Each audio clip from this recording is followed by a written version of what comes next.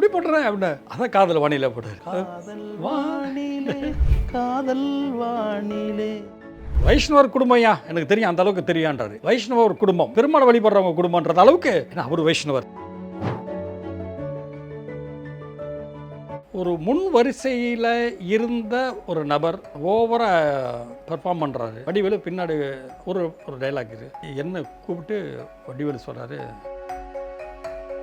முன்னாடி ஒருத்தர் இருக்கிறார், அது நான் பண்ணி நவுத்துனா சரியாக இருக்காது. ஏன்னா அப்புறம் ஆரம்ப கட்டம் அவருக்கும் வடிவேலுக்கும். அதில் நீங்கள் என்ன பண்ணுறீங்க அப்படியே கண்ணு. அகலூர் படத்தில் அட்லாண்டிக் ஹோட்டலில் ராஜானே கம்போசிங் நடந்தது. ராஜானே லேண்ட்லைனில் கூப்பிட்றாரு, நான் டேய் செல்வராஜ்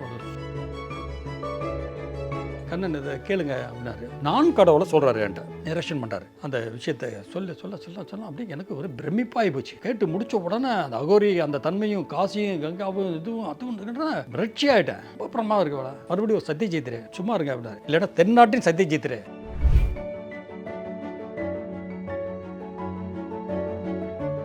அந்த படத்தில் பாடல்கள்லாம் ரொம்ப பெரிய அளவில் ஹிட்டான பாட்டு. எப்படி இதுக்கு வந்து மியூசிக் யார் அப்படிங்கிறத எப்படி டிசைட் பண்ணீங்க? ரகுமான் கூட போயிருக்கலாம். நான் பிரபுதேவா ரகுமானுடைய காதலன் வந்துருச்சு, போயிருக்கலாம் தான்.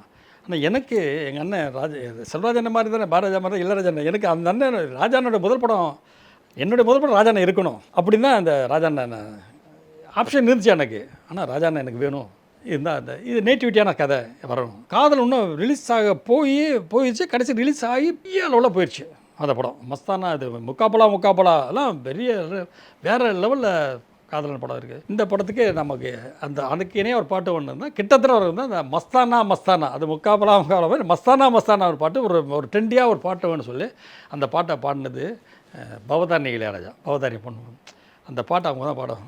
அந்த பாட்டு அவ்வளோ சிறப்பாக முதல் பாடல் அறிமுகம் தான் பவதாரணி. பெரிய அளவில் ரீச் ஆச்சு. இன்றைக்கி என் படத்தை பற்றி எங்கேயாவது சொல்லணும்னா, சார் பவதாரணி பண்ணாங்களே சார் மஸ்தானா சொல்லுவாங்க. அது ரொம்ப கஷ்டமாக இருக்கும். ஏன்னா அவங்க இல்லையே. அதுக்கப்புறம் பெரிய தேசிய விருது வாங்கிட்டாங்க.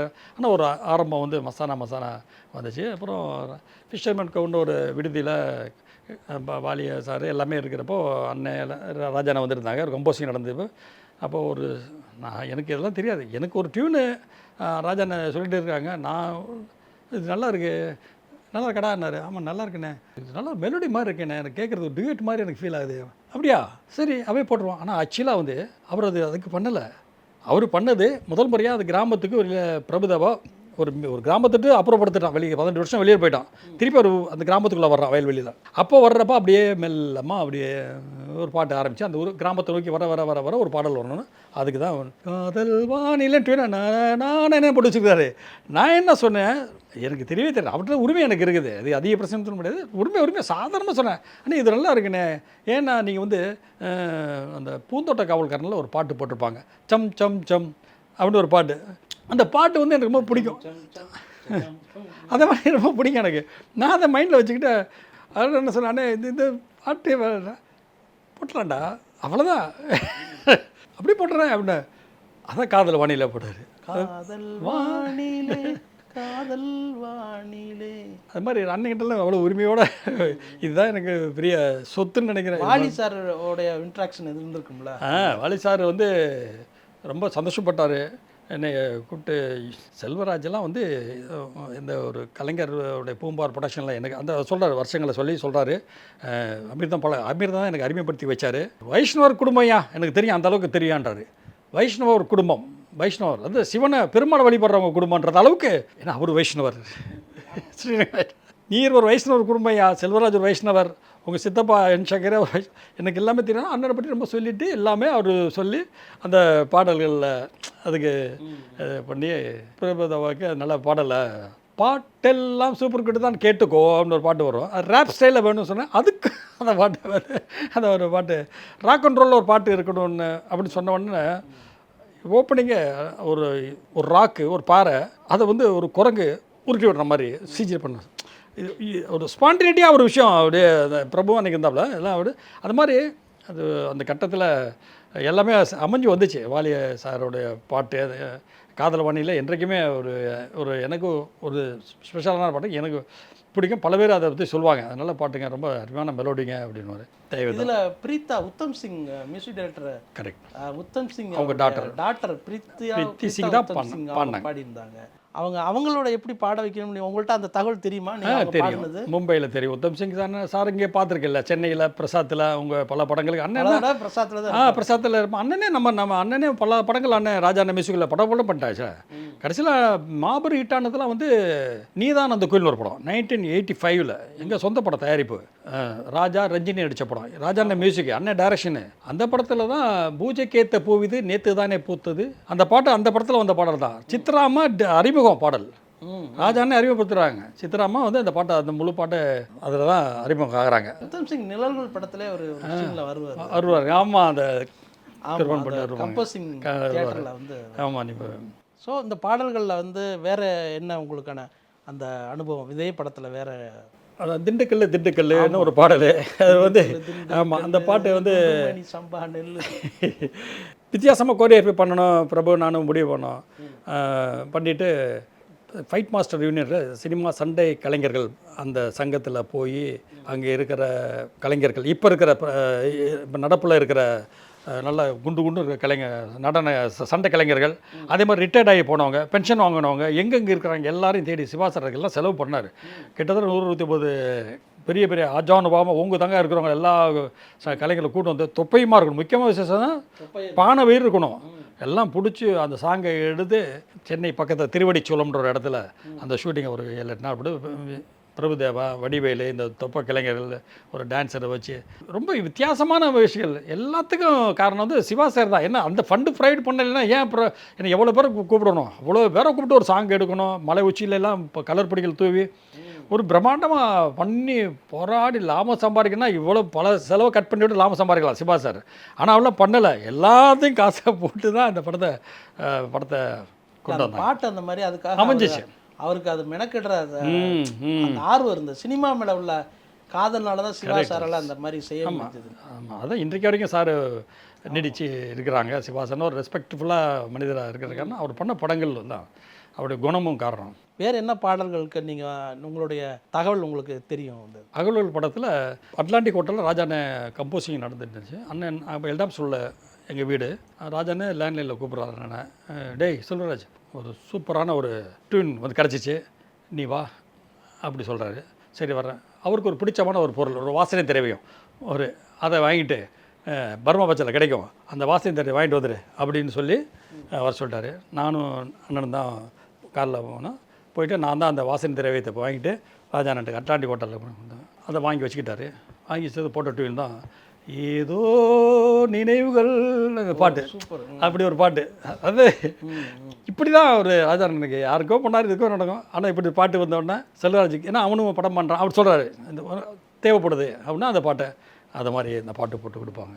எல்லா பாட்டுமே இப்படி தான் ஸ்பெஷலாகவே அமையும். அவருக்கு எங்கேயோ யாருக்காவது ஒன்று போட்டு தரணும் அப்படின்னு அதுவே வேலையாகவே இருந்துட்டு அதை வந்து அதை சிறப்பாக பண்ணுவேன், கொடுக்கணும் அப்படிங்கிறது நட்பு தான் எல்லாமே. வடிவேலு எங்கே இப்படி வடிவேலுடைய அனுபவம் எப்படி இருக்குது? வடிவேலு அனுபவம் ரொம்ப ரொம்ப வடிவேலு சாரும் விவேக் சார் பற்றி பின்னாடி சொல்லுவோம். வடிவேலு வந்து உண்மையிலே லெஜண்டான டேலண்டட் ஃபெலவும். எந்த விஷயத்தை ஒரு சின்ன விஷயத்தையும் பெருசு பண்ணிடுவோம். எனக்கு ஏழை ஜாதியிலே ஏழை ஜாதி படத்திலேயே எனக்கு ஒரு அனுபவம் ஏற்பட்டுச்சு. ஏழை ஜாதியிலே நான் வடிவேலை வச்சு நான் தானே படத்தோட இணை இயக்குனராக இருக்கிறேன், இல்லையா சார் டைரக்ட் பண்ணாரு. அந்த படத்துலேயே நான் அங்கே கண்டுபிடிச்சிட்டேன். ஒரு முன் வரிசையில் இருந்த ஒரு நபர் ஓவராக பெர்ஃபார்ம் பண்ணுறாரு. வடிவேலு பின்னாடி ஒரு ஒரு டைலாக் இருக்குது. அதை என்னை கூப்பிட்டு வடிவேலு சொல்கிறாரு, மதுரை, நான் மதுரை, அவர் வரோம், ரெண்டு பேரையும் இணைச்சதும் வையாறு தான், பிரித்ததும் வையாறு தான். நான் இந்த கரை, அவர் அந்த கரை. இந்த கல்லை வீசணும்னா நல்லா ஸ்ட்ராங்காக வீசணும், அந்த கரைக்கு போய் விழுந்துருவாங்க கல். அமீர் கூட அதை பற்றி சொன்னார். ஆமாம், இந்த கல் வீசி சண்டை போட்டுக்குவோம், இந்த கரையில் இருக்கும் அந்த கரையில் இருக்கவங்களும். என்னை கூப்பிட்டார் வடிவேலு. கூப்பிட்டு ஒரு முன்னாடி ஒருத்தர் இருக்கிறான், அதிக பிரச்சனை அதிகமாக பண்ணுறான், அது நான் பண்ணி நவுத்துனா சரியாக இருக்காது. ஏன்னா அப்புறம் ஆரம்ப கட்டம் அவருக்கும் வடிவேலுக்கும். அதில் நீங்கள் என்ன பண்ணுறீங்க, அப்படியே அப்படியே அந்த ஆள் அப்படியே பின்னாடி நவுத்துருங்க, என் முகம் தெரியட்டும் சொல்லி நான் தானே கோட்டாரு, நான் தான் பொசிஷன் வைப்பேன். சார் அங்கே உட்காந்துருப்பார் மாட்டேன், நான் தான் போய் நிற்க வைக்கிறப்ப நைஸாக அந்த அதாவது ஒரு பெண்ணும் இன்னொரு கேரக்டர் இருந்தாங்க. ரெண்டு பேரையும் வந்து அப்படி அப்படி நவுத்தாமல் ஆனால் நவுத்துறேன் ரத்தி நீங்கள் தள்ளிடுங்க நீங்கள் உங்கள் டைலாக் இப்படி வச்சுட்டு வடிவேலுக்கு அந்த ஃபோர் கிரவுண்டுன்னுவாங்க அதில் முன்னாடி வச்சுட்டு எடுத்தாச்சு. அவர் அண்ணே சொல்லுண்ணே உனக்காக நான் உயிரை கூட கொடுப்பேனே அப்படின்னு வடிவேலு ஒரு டைலாகு. அந்த டைலாக் இம்பார்ட்டன்ஸ் இருக்குது. உனக்காட்டி சொல்லுனேன் உனக்காட்டி உயிரை கூட கொடுப்பேனே நான் விஜயகாந்துக்கு சொல்கிற மாதிரி அந்த டைலாக் எடுக்கப்பட்டுச்சு. அன்றைக்கி இரவு வடிவேலு வந்து கண்டிப்பாக சொல்ல ஏன்னா ஒரு சிறப்பான ஒரு விஷயம் அது எடுப்போம் க்ளோஸ் எடுப்போம். ஆனால் முன் வரிசையில் வச்சு அதை பண்ணிடுறதுன்றது ரொம்ப ரொம்ப ஸ்லாகியமாக இருக்கும் நல்லா இருக்கும்ன்றதுக்கு அன்றைக்கி இரவு கூப்பிட்டு கண்ணு அப்படி ரொம்ப எனக்கு ரொம்ப இது பண்ணார். இல்லை ஒன்று கரெக்டு தான் ஒரு விஷயம். இன்னொருத்தர் சொல்கிற டைலாக் கொஞ்சம் தள்ளி அவரை தள்ளி தான் நிறுத்துகிறோம் பின்னாடிலாம் போகலை. அவருக்கு என்ன கொஞ்சம் சில இடங்கள்ல அப்படி ஒரு அந்த ஃப்ரேம் கிடைக்கிறது ஒரு வந்து பெரிய பயன்படுத்தணும்னு நினைச்சாரு பார்த்தீங்களா. அந்த தான் வடிவேலோட சிறப்பு. அந்த ஃப்ரேமை அந்த ஒரு டைலாக்காக இருந்தாலும் நம்ம பயன்படுத்திடணும். அதுக்கு முன்னாடி சின்ன சின்ன படம் நடிச்சு வந்துட்டார். இளையதிக்கு வரும்பொழுதே எனக்கு தெரியும் அவர் சில படங்களில் அடிச்சுட்டு வர்றாரு. அதுக்கு முன்னாடி சின்ன கவுண்டர் படத்தில் அண்ணன் இந்த கதை வசனம் எழுதுகிறாங்க. அந்த படத்தில் விஜயகாந்த் கூட பிடிச்சிட்டு பின்னாடி வர அப்படியே வந்துட்டு வர்றாரு. ஏழை வந்து நம்ம சின்ன கோட்டரில் வச்சு தான் நம்ம ஏழை ஜாதிக்கு சொல்கிறோம். இது மாதிரி பாலகோபின்னு ஒரு எக்ஸிக்யூட்டிவ் நல்ல ப்ரொடக்ஷன் எக்ஸிக்யூட்டிவ் தான் தயாரிப்பாளர் இருந்தவர். அவர் தான் சொன்னார் அவங்க வர சொல்லணும்னா விஜயகாந்த் அருணாச்சல் ஸ்டுடியோவில் சொன்னார் அந்த பையன் மதுரக்கார பையனை வர சொல்லுங்க அப்படின்னாரு. அதாவது வடிவேலை அவன் வர சொல்லுங்கன்னாரு. விஜயகாந்த் வர சொல்லி வந்தானா வடிவேல் வந்தாப்புல ரொம்ப நோஞ்சான மெலிவாக அப்படியே இருந்துட்டு அந்த ஏழை ஜாதிக்கும் நம்ம அந்த வாய்ப்பை கொடுத்து கொண்டு போனோம். ஏழை ஜாதியில் ராஜ்கன் சாரோட படங்கள் வந்தாலும் இதிலெல்லாம் வந்து அடுத்தடுத்து பெரிய பெரிய ஹீரோக்கள் படம் வரப்போ தான் அவருக்கும் நகர்றாரு. நகரத்துக்கெல்லாம் விஜயகாந்த் அந்த உண்மையிலேயே மறக்க முடியாத நபர் தான். அது ஒன்றும் சொல்ல முடியாது. அவரே கூப்பிட்டாரு நான் இருக்கிறேன்றைக்கு வர சொல்லுங்க பாலகோபி வர சொல்லுங்க அவரை அப்படின்னு வந்து எல்லாம் பெரிய பெரிய நடிகர் நடிச்சிருக்கேன். ஜெயபிரதா விஜயகாந்த் ஜெயபிரதா நம்பியார் சுவாமி மனோரமா எல்லாரும் நல்லா இருக்கணும்னு நினைக்கிற ஒரு இப்போ இதே படத்தில் அவங்க ராசியாவில் வந்து ரோஜா அவர்கள் வந்து ரொம்ப பிஸியான ஆர்டிஸ்ட்டாக இருந்தாங்க அந்த நேரத்தில். அவங்கள இந்த இதுக்கு கொண்டு வர்றதுக்கு வந்து என்ன அவங்களுடைய அணுகுமுறை எப்படி இருந்தது?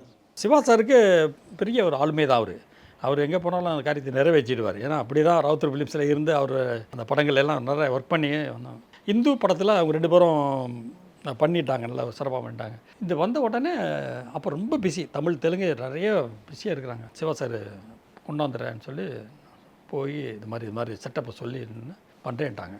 நல்ல அப்படியே சொன்ன கற்பூரம் மாதிரி பண்ணுவாங்க. அவர் சொன்ன உடனே அந்த டைலாகை வாங்கிட்டு என்ன எமோஷன்ஸ் வேணுமோ அதை அப்படியே அழகாக பண்ணி கொடுப்பாங்க. இந்த படத்தில் வந்து பாரதிராஜா அவர்களை வந்து பார்த்ததை வந்து நீங்கள் சொன்னீங்க இந்த படம் பார்த்து.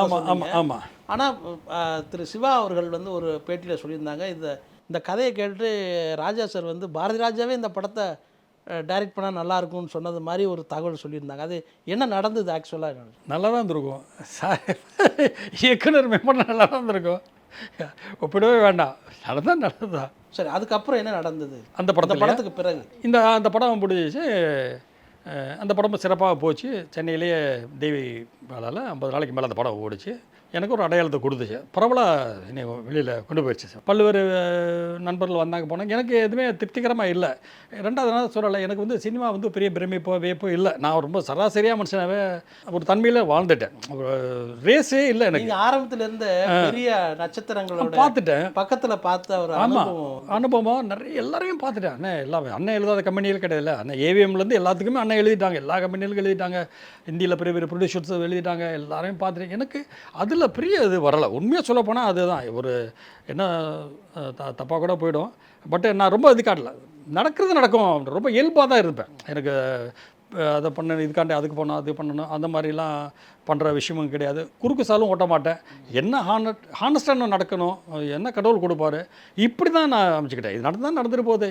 நான் இயல்பாகவே ரொம்ப நட்புத்தன்மையோடு இருந்தனால தான் இன்றைக்கு வரைக்கும் என்னுடைய ஆதரவு எல்லாமே நண்பர்கள். இந்த டில் டு டேட் இந்த நிமிடம் வரைக்கும் தேனிக்கன்னா நீங்கள் எனக்கு நண்பர் தான். இன்றைக்கி வாவ் தமிழால் இன்றைக்கி இன்றைக்கு கொடுன்னா நீங்கள் நண்பராகிறதுனால என்ன நினச்சிங்க நான் வந்து கொடுக்குறேன். அப்போ நட்பு மட்டும்தான் எனக்கு ஒரு ஸ்திரமாக எனக்கு இருந்துடுது. காசு பண்ணேன். ராஜாண்ணன் பாரதிராஜண்ணே செல்வராஜண்ணே இது மாதிரி எல்லாமே அவங்க வேறு ரோல் எடுத்தாலும் நண்பர்கள் சுற்றி எனக்கு நிறைய பேர் இருந்ததுனால எனக்கு பயிற்சி எனக்கு எல்லாமே கிடச்சி. செல்வராஜண்ணோட கதை விஷயத்தில் பண்ணேன். பாரதிராஜா சார்கிட்ட வந்து கடலூர் கவிதை முதல் மரியாதையெல்லாம் அண்ணன் கதை வசனம் எழுதுகிறப்போ அவர் எடிட்டிங் டேபிளில் இருக்கிறபோது நான் பின்னாடி நிற்பேன். அவரே என்ன கூப்பிடுவார், டே வாடா அங்கே பாடா அப்படின்னு கூப்பிடுவார். நின்றா பாடுறா இது வேறு ஓப்பனிங் பார்த்தியா, இதான் ஃபஸ்ட் ஷாட் போட்டேன் பார்த்தியா, இந்த ஃபஸ்ட் ஷாட் யூஸ் பண்ணால் திருப்பி அதை யூஸ் பண்ணக்கூடாது, இந்த ஷாட்டை யூஸ் பண்ணக்கூடாது, ஃபஸ்ட் ஷாட்டை வச்சுட்டேன்னா இதான் மாஸ் ஷாட்டாக இருக்கும், இப்படி இந்த க்ளோஸில் ஆரம்பிச்சுன்னா எப்படி ஆரம்பிச்சு எப்படி முடிக்கணும் அந்த எடிட்டிங் பாயிண்ட் எல்லாம் வந்து கடலூர் தெரியலாம் நான் சொல்லிட்டு போய் ஏன்னா எங்கள் படங்களும் அண்ணன் படம் நடந்துகிட்டு இருக்கும் இந்த பக்கத்தில் அப்படின்னு கூப்பிடுவார் வைப்பார்.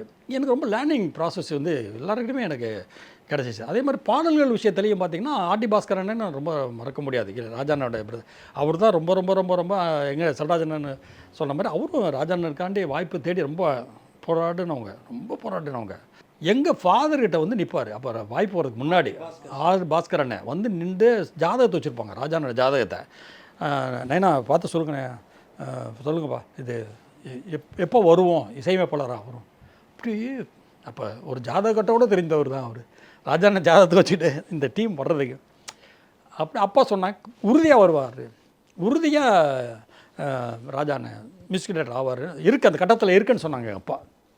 அதனால் ராஜாண்ணன் இந்த ஃபேமிலியில் எல்லாருக்குமே பாஸ்கரண்ண ராஜாண்ணனுக்குலாம் அப்பா மேலே பெரிய ஒரு இது இருக்கும். ஒரு செல்வராஜண்ணன் அப்பா மாதிரி நினைக்க மாட்டாங்க, அவங்க அப்பா மாதிரி தான் நினைப்பாங்க.